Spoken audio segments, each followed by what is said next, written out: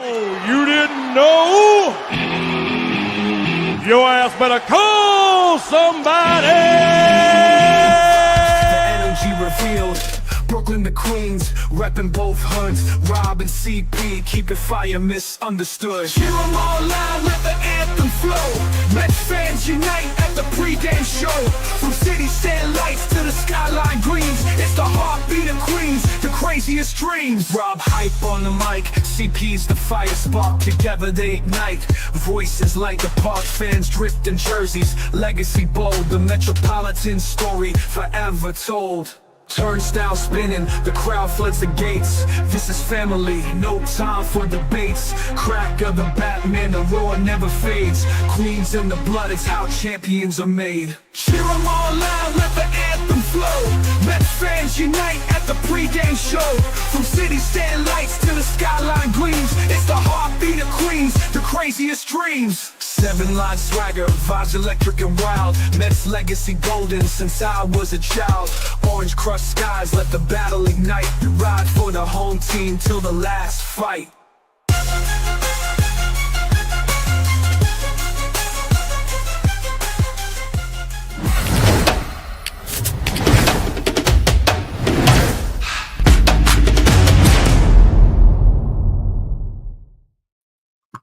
What's up, Mets fans? Welcome back to the amazing Mets pregame show right here on the channel, on X, and on Twitch. How is everybody doing on this lovely Tuesday as the New York Mets beat the Los Angeles Dodgers 4-3 in extra innings by late inning heroics by Alvarez and Francisco Lindor? And once again, we got our man Zach from Sunny Days in Flushing.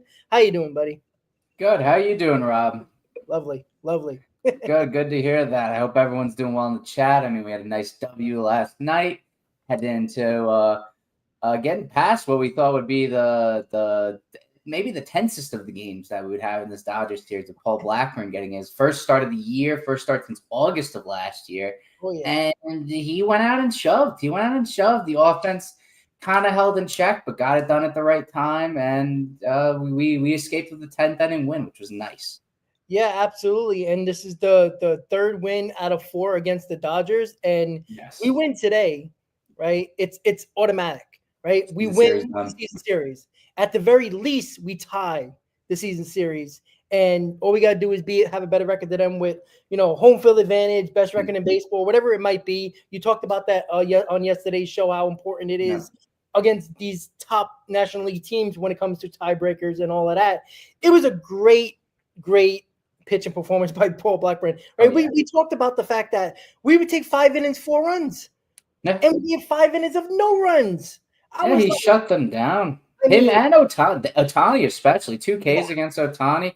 He looked really good, and I think one thing that's definitely hasn't been talked about enough. I haven't seen just the way he came out right away and was basically, I'm going to be in the bullpen. That's I'm here to do whatever is needed for the team, and it shows that he wants to be here. He wants to be a contributing part of this pitching staff, whether it's in the rotation in spot starts or with an extended role or out of the bullpen in whatever role they might need. So that's good to see out of someone that and like him. And then not only that we know we can get a quality spot start if need be, or injury replacement, whatever it might be.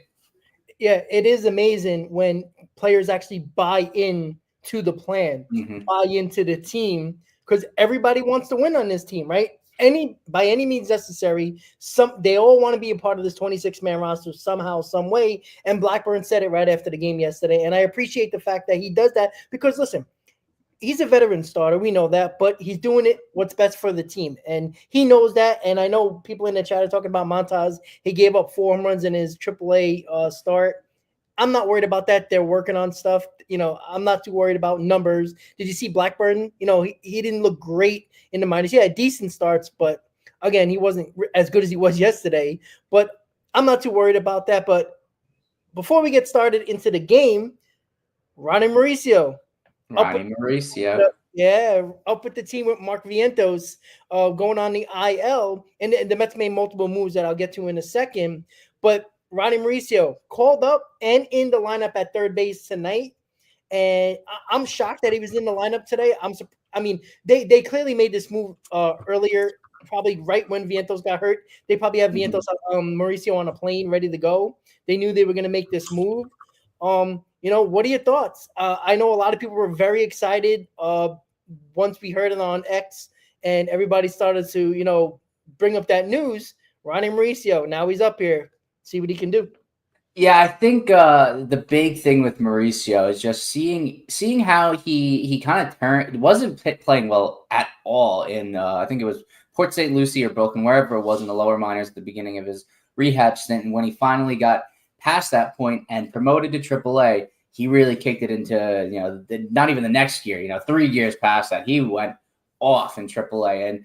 And hopefully he can parlay that into what will be a great start here in the majors.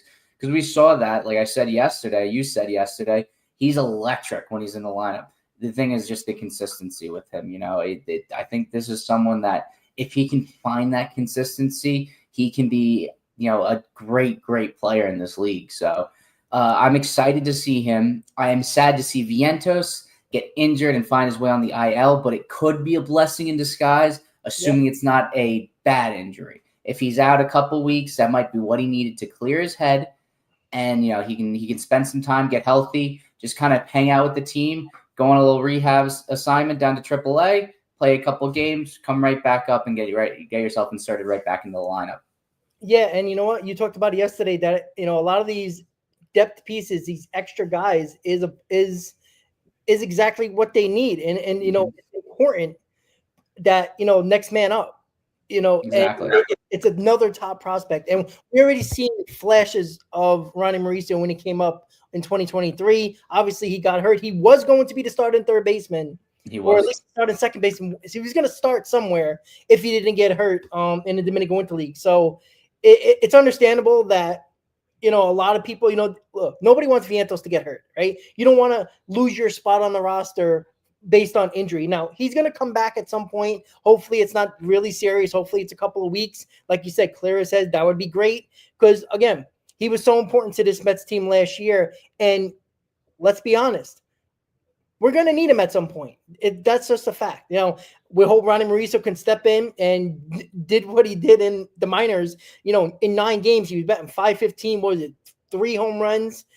17, like it was in 17 hits. Yeah. It's insane. 4 stolen bases. So that knee is healthy. And I think the Mets weren't really concerned about what his stats were in AAA. It was, let's see how each step on the minor leagues, can he remain healthy, playing every day, playing multiple positions, stealing some bases? He looks healthy, and that's a great sign for the New York Mets. Yeah, a few things too, like just the consistency with it, because we saw when he came to the major leagues and throughout his minor league career, he really wasn't a very consistent performer. He would have flashes, he came here and he had those flashes here in the big leagues. He had flashes throughout the minors. And it's just finding that level of consistency because once you get here to the majors, the game's going to speed up and it's going to hit you like a rock. And it's just a matter of can you move with what's going to happen? Can you acclimate? Can you make adjustments? And that's something he's going to need to do. He's a free swinger. He's got a big bat, and it's just a matter of just waiting for your pitch, not putting yourself in bad positions, which is what he did in the minors. He didn't put himself in any bad positions, at least in this AAA stint. He swings a lot of pitches, but when he was swinging at them, he was making contact. So that's what I'd like to see here tonight. He's going to have a tough task, Clayton Kershaw tonight. It's going to be interesting to see how he responds to that because Kershaw is not what he once was, but he's still a Hall of Famer, and it'll be a fun night, I think, for the Mets. Yeah, I agree, and he is a switch hitter, so that's always helpful in a lineup where you can put him in every day. Like if he's hitting, he's playing because he any matchup works for him when he comes to righty lefty. And Ray just said 7th in the hole. I like him putting him 7th. You're not putting a ton of pressure on him. You're not going to bat him 5th in the lineup or anything like that. In the top 5. Let him smooth into things a little bit. Bottom of the order, you talked about that with Alvarez, and you talked about that with other guys as well yesterday in regards to just laying the pressure off a little bit of certain guys at the bottom of the order and let them do what they need to do to get right. And that's what you got to do with Ronnie Mauricio. And look, every time David Stearns brings up Ronnie Mauricio, there's a sparkle in his eye. You could just see that he loves Ronnie Mauricio. That's why I said any opportunity they have to bring him up, they will. because David Stearns loves this type of guy. He brings speed, he brings power, he brings the energy, he brings vibes, he brings everything to the table. He is supposed to be a special player. We waited for him for a long time prior to him coming up 2 years ago. And now he's officially here. He's officially back. And all we can hope is that it helps this lineup wake up. Because even though we won 4-3, it wasn't a great game. What was there? 1 run in the first 5-6 innings of the ball game yesterday. Nothing really happened until late. It's still a problem for the New York Mets. But again, we talked about it yesterday. They find ways to win ball games. And how about this, Chris? We used about, 5 guys after Blackburn yesterday? That was because of the Colorado series and making starters go deeper. Because of the bullpen was so rested, we were able to use as many guys we needed to win that game yesterday, and we only held the Dodgers to 3 runs at home. And it's crucial. This has been an ongoing story with the Mets against the Dodgers, at least this year. They haven't been giving up a lot of runs against the Dodgers, and that is huge. The Dodgers have a hard time winning low-scoring games. They win games by blowing teams out. Yeah, that's what the Dodgers are, and that's a stacked lineup. I mean, from Ohtani down to the bottom of the order with guys like Tommy Edman and the catchers. I know Will Smith is normally playing. I think he's playing tonight. He wasn't playing yesterday. Even the second baseman, Kim, he's a pesky guy, and it's a tough lineup to navigate, and to see Blackburn do it masterfully, navigate that lineup. And then from there, the only other big hits they allowed were the 9th inning where Diaz blew the save, but I'm not too worried about that. And then Kranick, who gave up the home run to Ohtani, which is going to happen. He's such a good player. But if you're able to keep Ohtani to solo home runs, and you're able to, not let them put up crooked numbers against you, you know you're doing something right. Yeah, absolutely. And I don't know about you, but I was on break when it was late, obviously in the extra innings, and Ohtani hit that ball to left field. How many people went, oh shit? Like when he hit that ball, it didn't look like he hit it hard off the bat, hard enough off the bat, but that stadium, it starts to, creep in a little bit down the left field line a little bit. And I'm like, is this ball really going to go over that short wall? Probably miss Nimmo's glove by this much, and we lose the ball game. I put my head down. I'm like, you got to be kidding me. Come on.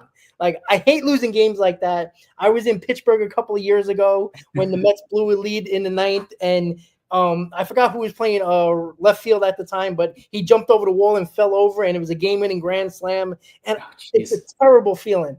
That was a few years ago. I think it was 2021, 22, whatever the hell it was. But I was like, God, we're going to lose like that. But we didn't. It was a sac fly, but Nimmo caught the ball. And what about Buto?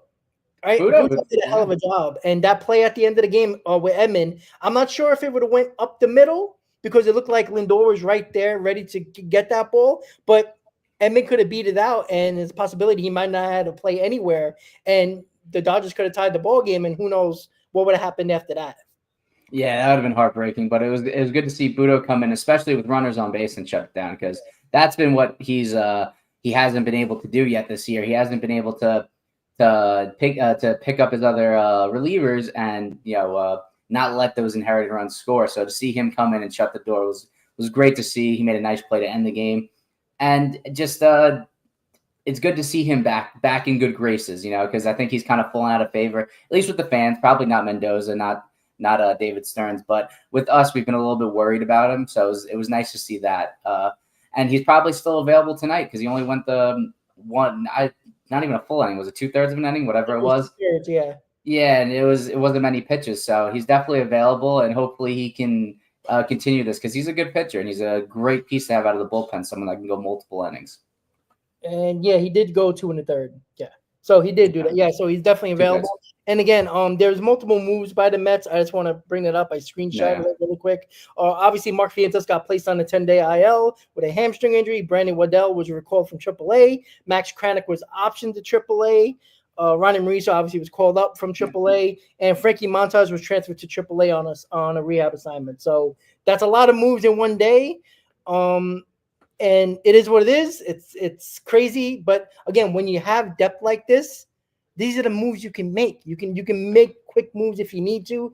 A lot of these guys have options, certain guys, especially in the bullpen. And we know David Stearns talks about loving having guys that have options because, if they pitch a lot in one game, like yesterday, like Kranick or other guys, you can send them down and bring up somebody who's fresh. And then the next day you can bring them right back, or 2 days later, you can bring them right back. And I think it's important that the Mets have been showing that they can do that with the lineup, with the roster overall. And it's a good thing to have, because there's a lot of times we watch the Mets and somebody gets hurt, we're like, oh my God, who the hell is this guy playing? How many times we bring guys from AAA that are deadbeats, and now we have guys that we actually want to see. Like Vientos goes down, hey, we got Ronnie Mauricio. It's amazing.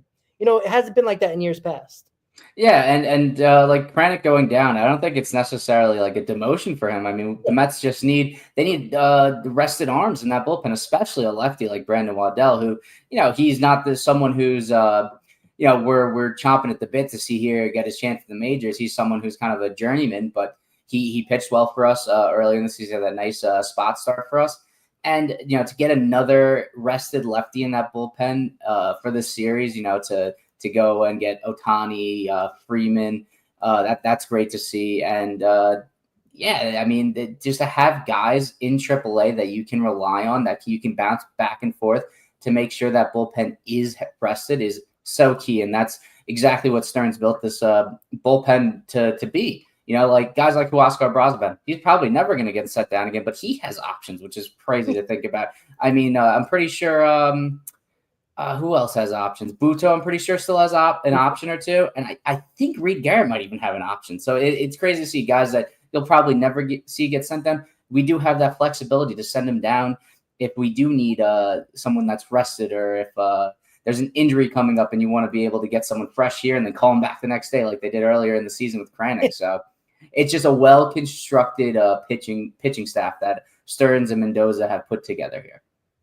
Yeah. So, and look, that's the genius of Stearns. And now again, Stearns never won anything, right? He hasn't won a championship, right? He hasn't got a team far enough, as far as he got was the NLCS with the Brewers, with the Mets. So again, there's a lot for him to still, achieve here. And that's obvious. He said that many times to himself. He knows that. But again, it's a genius way of going about it and running the team. And it's nice to see that, you got a guy that actually knows what the hell he's doing at the top. And that's very important with the money bags of Steve Cohen and David Stearns being the smart guy and knowing what he's doing here. And, we'll see what we're really going to do at the deadline when that day comes. But overall, today is another game with Tyler McGill and Clayton Kershaw. I think it was a rematch from Citi Field, right? They faced each other the last time as well, if I'm not mistaken. I believe so, yeah.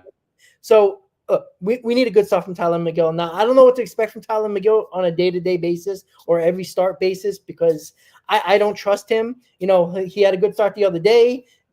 This start a couple times ago, a week ago, wasn't good. What do you expect from Tyler McGill today? Obviously, the Dodgers got Mookie Betts back in the lineup today. So what is your thoughts on Tyler McGill and the start he has against the Dodgers? I'm always super I don't know if confident's the right word, but definitely excited to see Tyler McGill pitch every 5-6 days, whatever it is, because Tyler McGill's stuff is so electric. I mean, he's that guy that, like, you see it with the stuff. He could be that ace. He could be that top of the rotation guy, and we've seen him put it together in stretches. Earlier this season, to start the season, he was phenomenal. I think it wasn't last year, but the year before that, he had to start because I think the ground found himself on the IL, or maybe 3 years ago, whatever it was.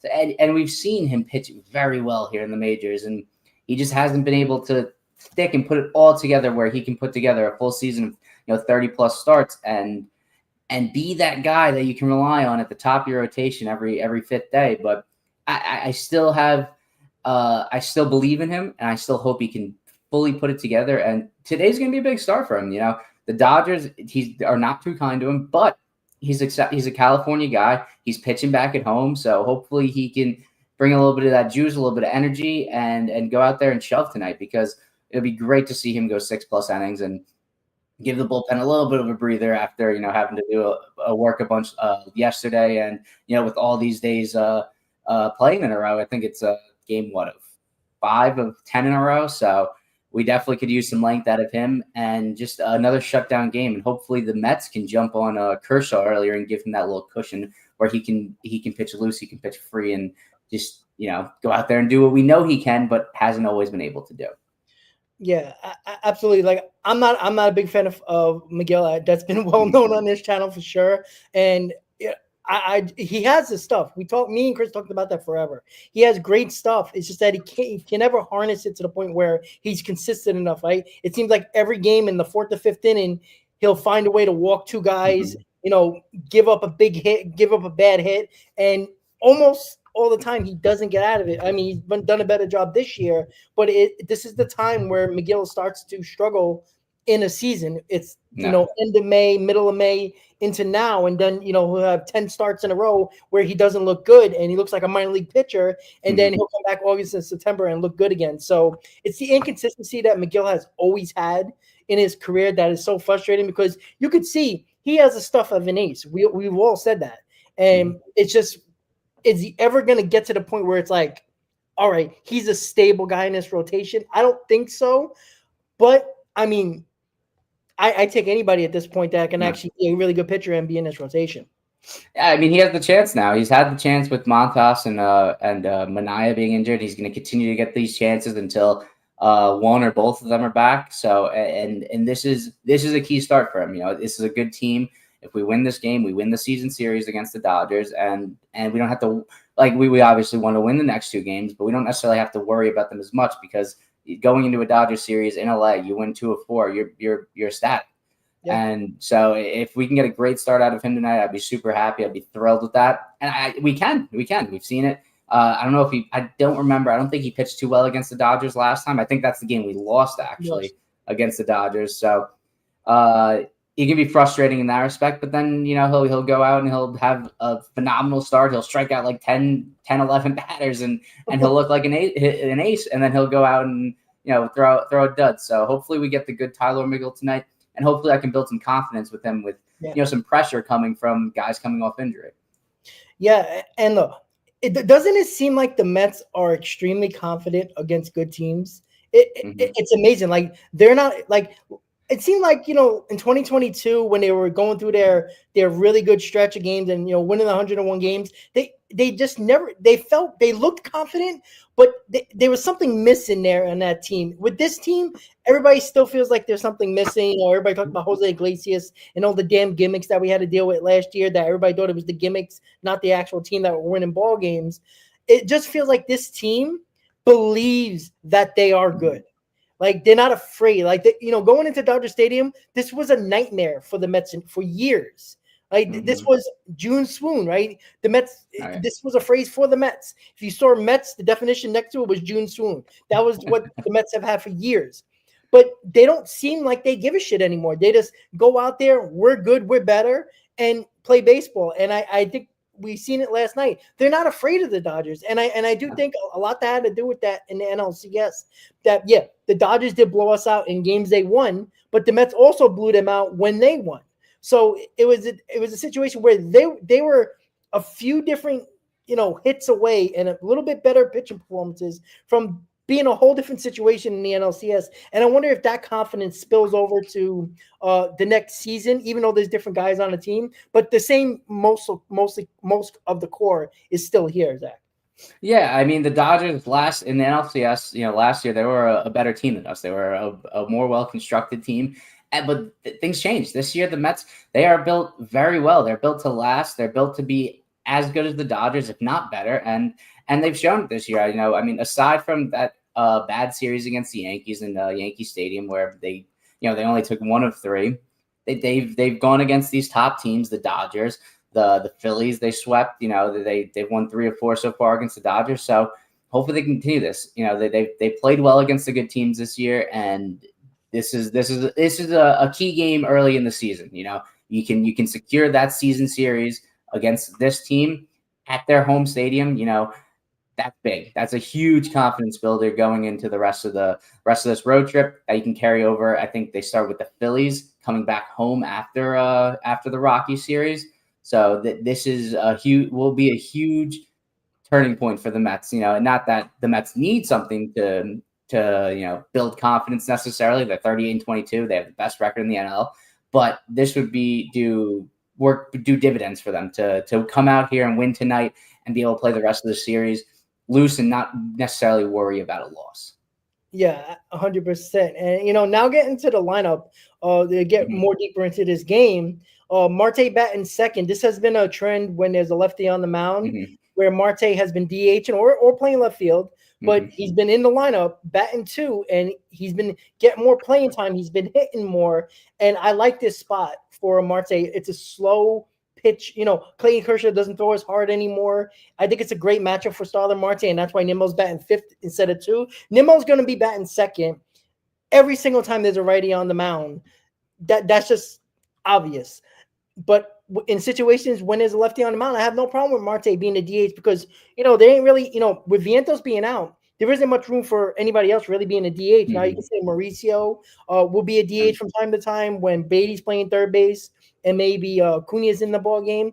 But overall, I like this lineup. I love the Mauricio batting 7th. It's kind of in the middle of nowhere in the lineup, taking the pressure off for him. Love that.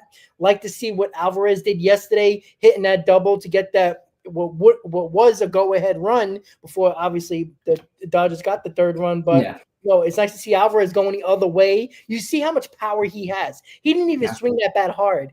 And that ball, another 10, 15 feet, it's over the fence. Like, there's a lot to see with this lineup. But what are your thoughts on the lineup going into game 2 of the series?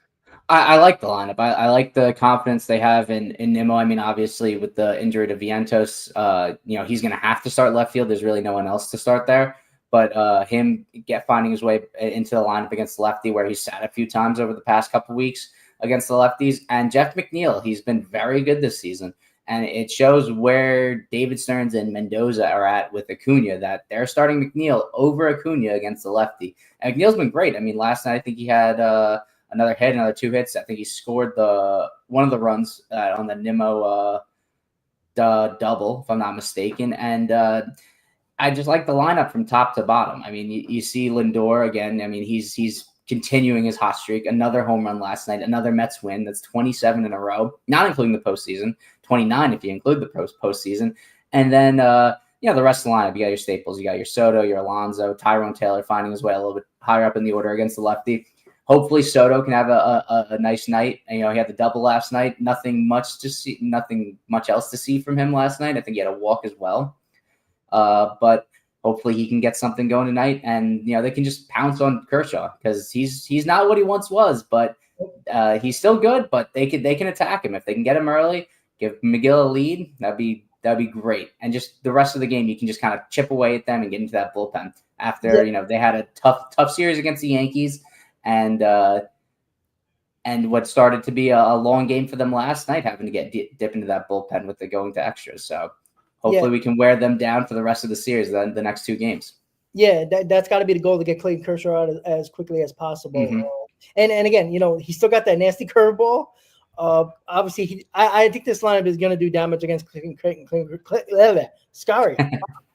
Kershaw. I'm sorry, I was thinking about something else. But it's up. I think it's up to Tyler McGill tonight, right? Keep the game close, and I think the Mets have a great chance to win. They've shown you that they can win ball games when they keep it close, and that's the important part when it comes to the Mets winning ball games, and that's why there's 16 games over 500. I mean, 16 games over 500 is June 3rd. That's a great spot to be in. And when it comes to the Mets and the way the lineup's looking, and Mendoza has been almost like hitting all the right buttons, pushing all the right buttons. I think this is a swing game in this series, to be quite honest with you. I think if the Mets lose today, I'm not saying they're bound for failure the next 2 games, but I want to win this game so bad. Like, this game is so much more important to me. I know yesterday I like to win the first game of the series, but this game feels very important, because if you lose this game, there's 2 more games, and then you're like, they got a little bit of that momentum. Could they, hopefully get another win to try to split a series? But if you win today, I mean, you're kind of playing with house money, because now all Met fans are going to get greedy. Hey, take 3 out of 4. Shit, sweep them. So I think this is a swing game for both teams. when it comes to game 2 with McGill and Kershaw on the mound. Yeah, agreed. And we have the lineup to do it. You hope Tyler McGill can just keep us in it. The lineup, I mean, hopefully we can get something going in that first inning. Lindor's been swinging the bat well, like I said. Marte, he's faced Kershaw more than anyone else in this lineup, so hopefully Marte can provide some of that wisdom, provide some of that veteran, that veteran aspect to this lineup that can, help lead the way to the middle of that order with Soto, Alonso, and Nimmo, and hopefully they can drive a few of those top guys in, and then with the bottom of the order, like you said, Mauricio in a great spot there to just kind of kick off what could be a deadly bottom half of the order. Obviously Alvarez hasn't been swinging the home run bat, hasn't been hitting too many home runs this year, but he still has the power. If Mauricio can get on base and steal one or two, he put Alvarez in a position to drive in a run. McNeil, who's been swinging a good bat, he can drive in a couple there, and then just right back to the top of the order. There's going to be no breaks for Kershaw tonight in this Dodgers pitching staff. So that's what the key is tonight. McGill keeping us close and the offense really kicking into another gear, which we haven't seen too much of this year. Hopefully we can get it tonight against the veteran in Kershaw. Yeah, 100% agree. I'm making a prediction. I think Ronnie Mauricio is going to get a big hit in this ball game and driving one of those big runs that we need to win a ball game. So that's just me. I'm always excited. I love Ronnie Mauricio. He was, the talk of the town for a while on my channel for years. Yeah. He's a fan favorite of mine. For sure, when it comes to top prospects. And I'm not a big prospect guy. I've said it many times. I'm not a prospect hugger. But again, sooner or later, somebody's going to take these positions over. It looks like Beatty has done it at third. Ronnie Mauricio is obviously going to be a big part of this team. It's going to be very interesting before we call it quits on this stream. It's going to be very interesting to see who is going to be the odd guys out prospect-wise. And overall, I just want to get your quick thoughts before we end the stream. Zach, what are your thoughts when it comes to all these guys? There's clearly a logjam in the infield. Mm-hmm. You can't just have these guys die and sit there in the minors for, years or even, through this deadline and just leave them there just because, I like depth. Mm-hmm. Sooner or later, you got to make a big move. Yeah. And, whatever, again, we talked about it yesterday, when, whatever the move needs to be, it needs to get done this year. If it doesn't happen this year, when is it ever going to happen? Yeah, you can't continue to just hold these prospects and let them rot away in the minors, especially if guys are playing well up here. So I think this is going to be a key stretch before this deadline for guys like Mauricio and Acuna to see what they really can do here at this the MLB level. I think Acuna's fallen a bit out of favor. Clearly with him, the starts have been, dwindling as of late, and he has not been playing well. He hasn't really stepped up. And Mauricio, we haven't seen much of him here in the majors, but we've seen what he can do when he's swinging a good bat. He could be someone that can be an absolute game changer for this team. I mean, the stuff's there. It's just a matter of if he can put it together. So, and there's guys sitting behind him ready to go. Drew Gilbert can be a potential center fielder or left fielder for the Mets.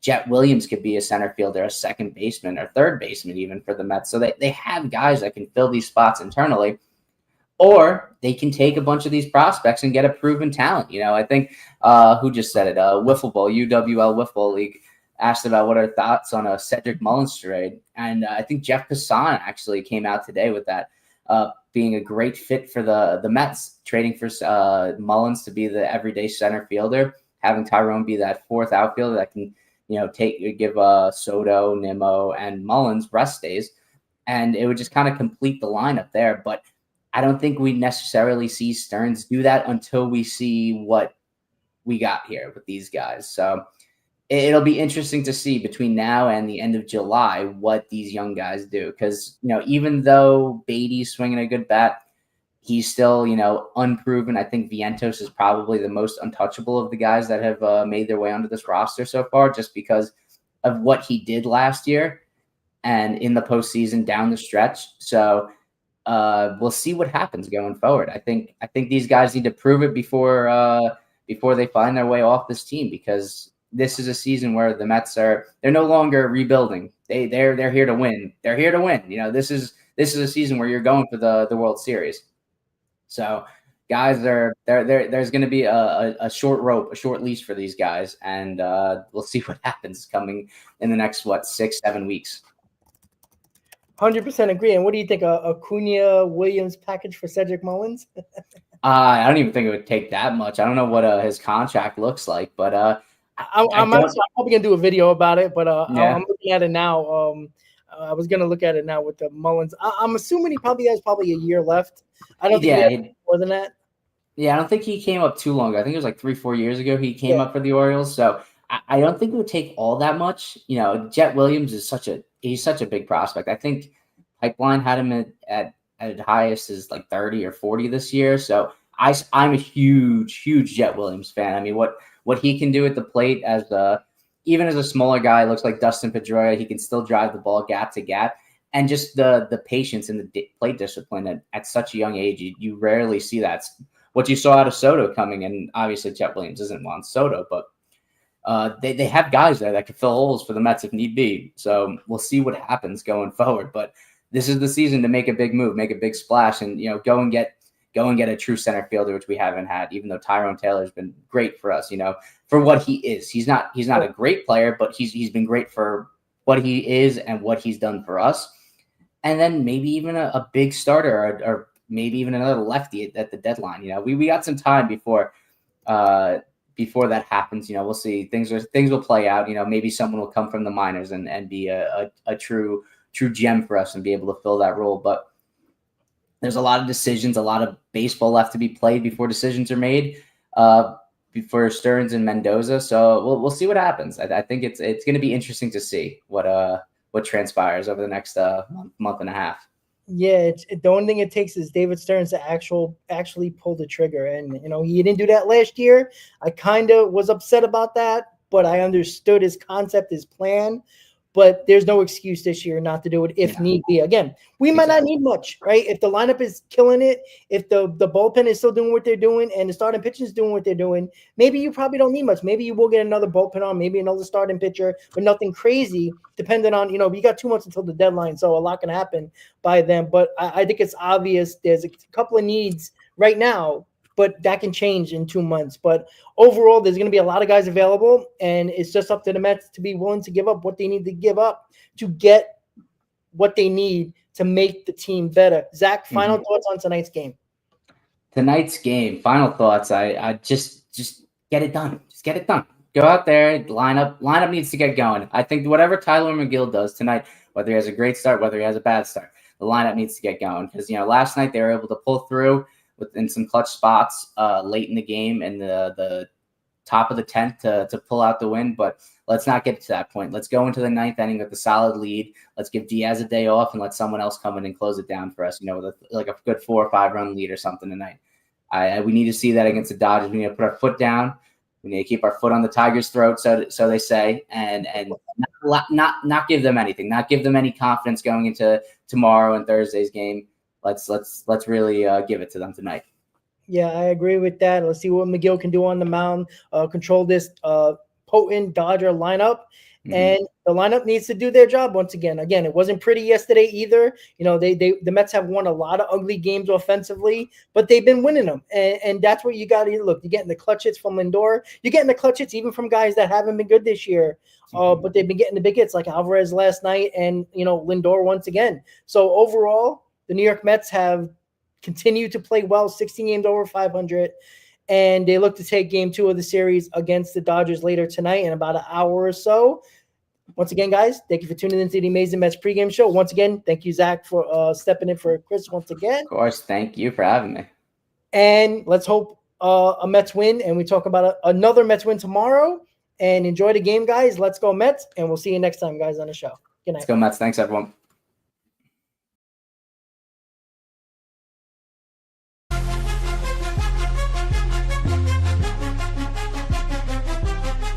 Seven train rumble, headed to the field. Orange and blue vibes, the energy revealed. Brooklyn to Queens, repping both hoods. Rob and C.